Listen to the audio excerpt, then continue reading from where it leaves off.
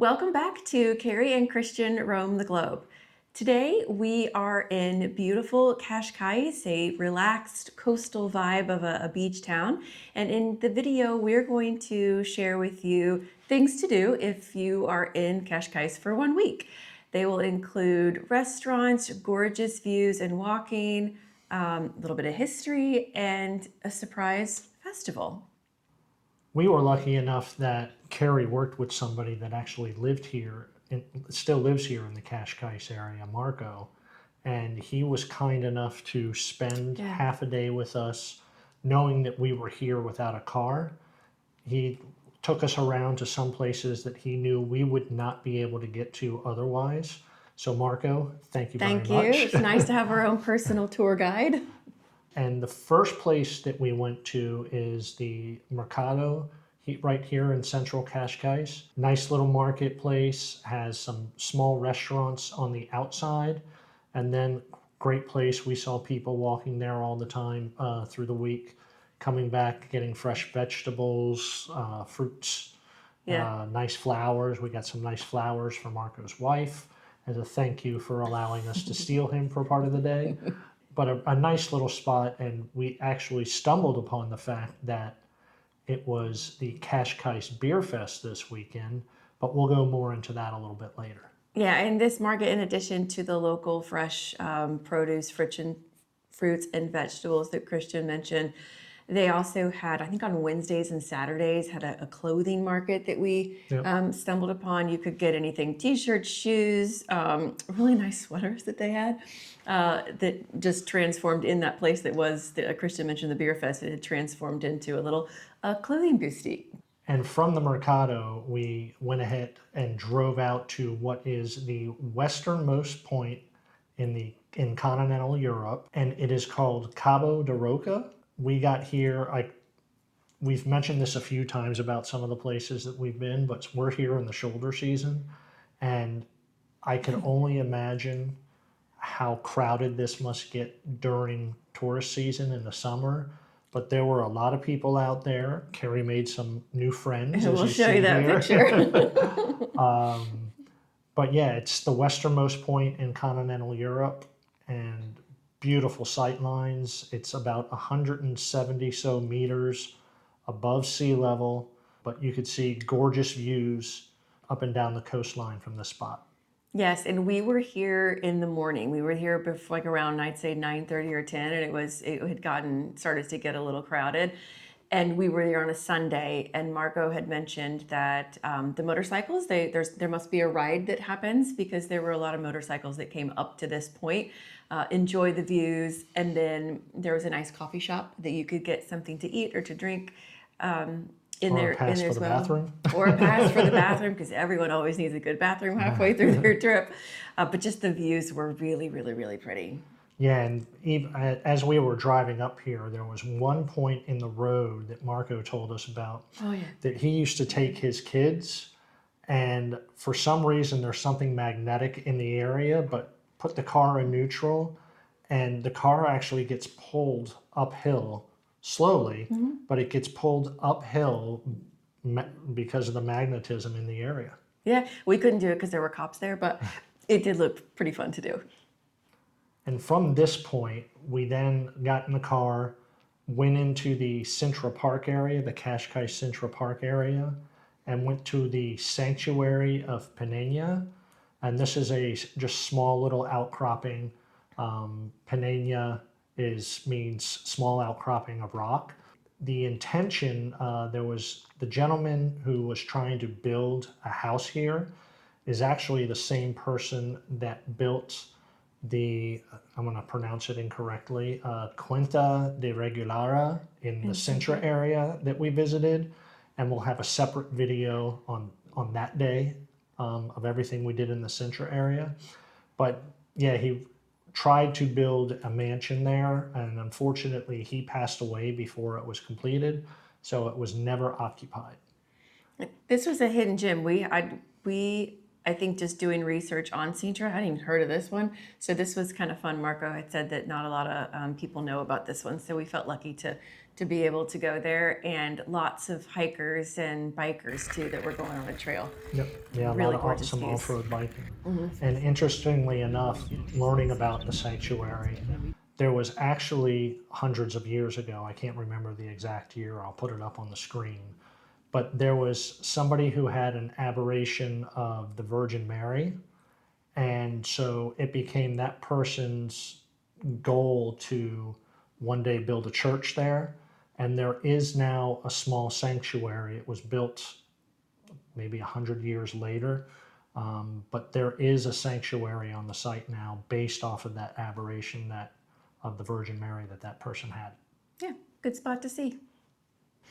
And another spot that we got to see from our car, we didn't get to go out in it, but we saw from the car was a place called Praia de Guincho, which if you've done any research, you may know that that's pretty famous for the windsurfers and just a really cool beach to see. So we got to see that as we were driving out to the western point. Yeah, unfortunately, I think we were there at a time.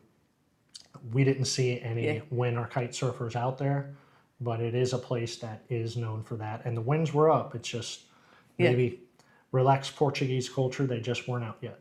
I do believe you can walk to Praia de Guincho from the Santa Marta beach to Guincho. We did not. I think it's 9 kilometers. We did not actually do that, but that is an option in case you're staying in Cascais and want to walk it. Another stop on this trip was Casa de Guia, or it may be Goya. I could be pronouncing it wrong. We'll have it on the screen here for you. But we stopped here, explored the grounds. This is a place that has a 17th century estate that was actually totally restored in 1999. But it has a few different spots with restaurants to sit down, and it also has the main house. We did not go into it, but here are some of the pictures of the area. It was just a really nice site, again, overlooking the cliffs and looking out into the Atlantic Ocean. Just a gorgeous setting. Yeah, nice restaurants with music, and I think one of the days that we wandered in there, they had a live cooking demonstration too in one of the restaurants. So it seemed to be a spot where lots would be going on. And then after Marco dropped us off, we looked around the market for a little bit and then decided we were hungry. So we went to go get something to eat.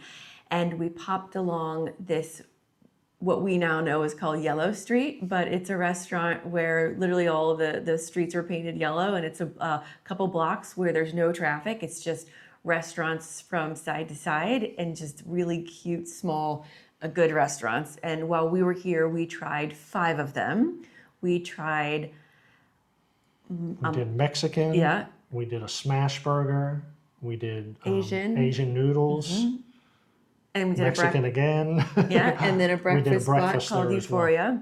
So we'll put some pictures of those up here, and just really good meals. Our favorite was Mexican though, because we did that one twice. But had we been here longer, I guarantee you we would have tried more than 5 restaurants in that area. It was just such a good, fun vibe. Everyone just sitting out and enjoying the good food and the atmosphere.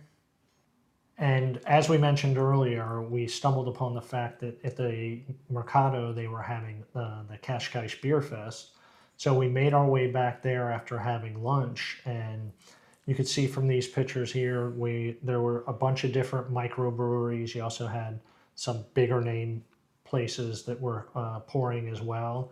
But I went around and tried 4 different half pints of different IPAs and an American wheat, but all the beers were really, really good. This is the first beer. We're at the Cascais Beer Fest of October 2025. Christian's trying his first beer. Very nice. And then they also had some music on stage. They had traditional Portuguese dancing going on. So we'll show you a little video of that. But again, a really fun, lively area, lively thing that we were lucky to pop along. We've also noticed that there are more English-speaking people here in Cascais. And so as we were enjoying the beer fest and the atmosphere and just the gorgeous weather that day had in store for us, we met some fun friends and just enjoyed the afternoon. And another day that we had where we had the nice weather, we decided to start walking to the east towards the Lisbon area. So Carrie found a little park. It was called Park Palmela. Park Palmela, and it's just a nice little loop. And when we went inside there, we found they actually have a adventure ropes course that you could do. It wasn't open, of course, because we wake up so early and get out, but nothing was open. And this was also just after a day of rain, so it probably wouldn't have been safe to do anything there anyways. But a nice little loop. It's an all uphill loop from the point that we went in. And then it dropped us out to a little neighborhood area. We walked around, looked at construction going on. We came up to a little town square type area with a park and a cafe. And we realized we were on our way to Estoril, which is the next town over. so we decided to keep on walking, made it down to the beach and crossed the train tracks and ended up walking along the beach walk. We didn't make it all the way down to it because we just totally brain cramped on the fact that it was there. But the casino in Estoril is actually the casino that was the basis for Ian Fleming's movie, Casino Royale. So a little piece of history there for you as well, amongst all the other history that's here. And then we decided to turn around and start working our way back to the historical center, old central part of Cascais. So kept walking along the beach and came across this pool that is a natural ocean pool. And unfortunately, because of the storms from the day before, it wasn't clean at the point that we walked out. But this is an area that during the summer is just used as a swimming pool. Yeah, it's pretty cool. They said we only saw one, but they said there were two of them on this stretch of walk that you can imagine get pretty lively. Then that led us into some little back streets, and you could see here it's just little boutique shops and some more restaurants. But again, it's just that walking down the cobblestone streets and seeing what the city has to offer. And since we were out walking around, we figured let's walk a little more.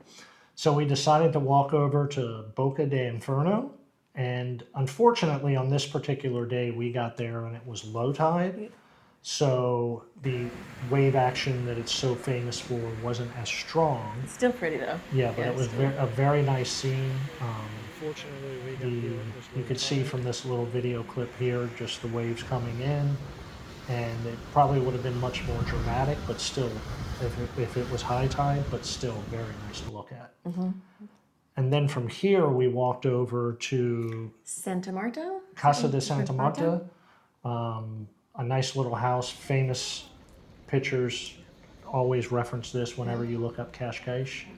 That's a UNESCO World Heritage Site too. Yep. So you have that, and then right next to it, which I don't remember seeing when doing research of stuff for coming here, but sorry, going to refer to it. It is the Museum Condes de Castro Guimaraes.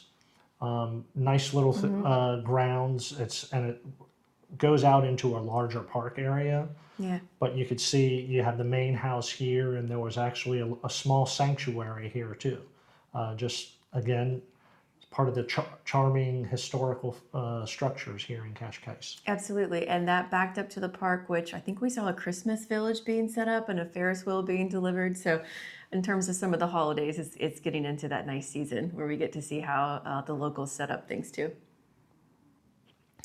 And so that wraps up some activities. So if you've got a week here in Cascais, we wish we had more than 1 week because a couple of days here, the weather has been rainy. So we feel like we would want to explore a little bit more should we have more sunnier weather and better time coming from a 30-day slow travel to our fast travel phase, if you will, for 7 days. So we wish we had more time. One of the days that it was sunny, we took the advantage to go up to Sintra. And so Christian mentioned earlier that we've got a whole video dedicated to that. So that is what you can expect next week. So stay tuned for that. Until next time.